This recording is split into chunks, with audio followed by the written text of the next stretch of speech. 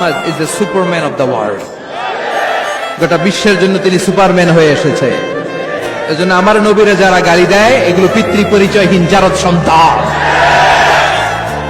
বিশ্ব নবীর সম্মান নিয়ে উল্টা পাল্টা করলে এটা সহ্য করা হবে না, জোরে কোন ঠিক কিনা? তুমি আমারে গালি দাও আমি মেনে নিব, আমার বাপের গালি দাও মেনে নিব, আমার দলের গালি দিবি মেনে নিব, কিন্তু আমার নবীর গালি দিলে খবর আছে না নাই? আমার নবীর দিকে, আমার নবীর সম্মানের দিকে বা হাত তুললে ওই বা হাত কেমন করে ভেঙে দিতে হয় সেটাও আমাদের জানা আছে, জোরে কোন ঠিক কিনা?